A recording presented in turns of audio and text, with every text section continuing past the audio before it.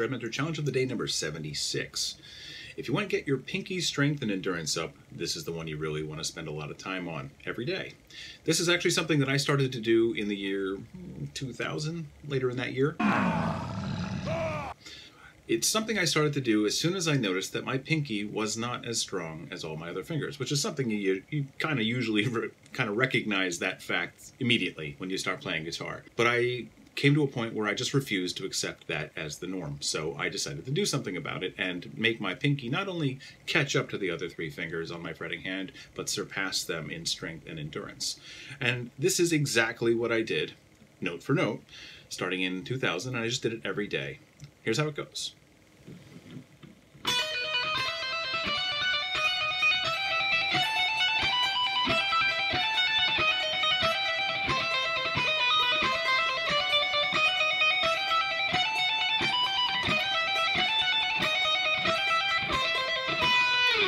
Okay, simply, it's a trill. Okay, if you want to get one particular area of your playing better, you need to isolate the difficulty. And in this case, the difficulty was my pinky and its strength and its ability to keep going and to keep time, not to mention that too. So I decided, let's make the pinky responsible for everything.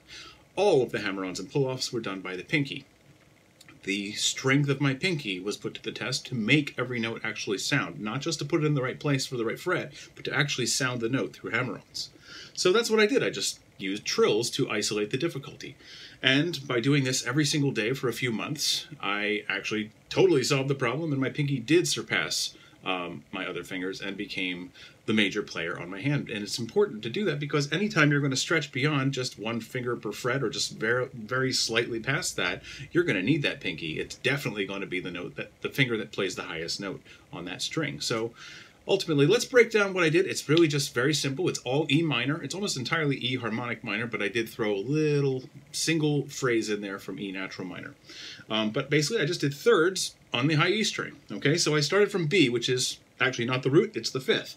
And I used the raised 7 as its third. 5, 6, 7, right? So I just did trills. Now here's the thing. A lot of people, when they do trills, do your whole rapid alternation, almost like it's like a ray gun blast, and it's not really a rhythmic figure. But I started to notice right around that same time in the year 2000 when listening to classical music that trills are actually done within the rhythmic context. They're done to some rhythmic subdivision of the existing beat.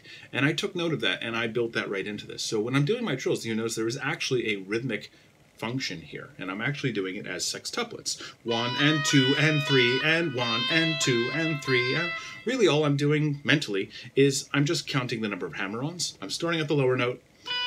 1, 2, 3. Next phrase.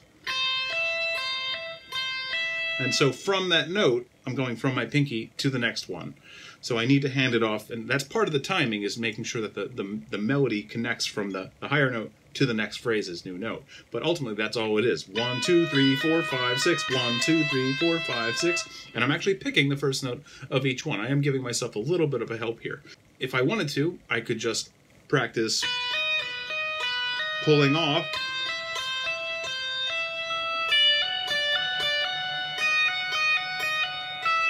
Okay, and so on, but what I'm just doing is picking the very first note with my actual pick. So let's walk through what we're doing. I'm starting at B, and I'll just say what the kind of third that I'm actually doing.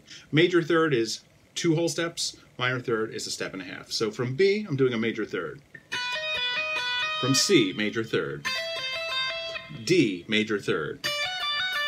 I'm actually just moving up to D sharp, and I'm still doing a minor third because I'm reusing this. This is still the third, because it's D sharp now, E and F sharp. Then I do a minor third from E, a minor third from F sharp, and the last one I'm doing here is G with a major third.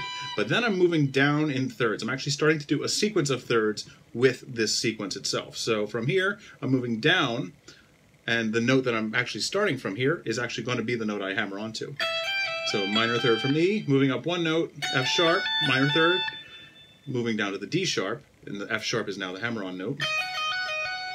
Moving up one note, going down 2 notes, And then I repeat the entire thing. I know it's a lot, but this is your scale, so you might as well memorize it all right now anyway, because you're going to need to know your scale in thirds as well as neighboring linear notes as well. So it also helped my fretboard knowledge by doing this too, and it'll help yours. All right, that's as far as I'm going from B up to G. All I really left out was the A, so if you want to know what that one is, it's a minor third too, from A to C. So all together, one time.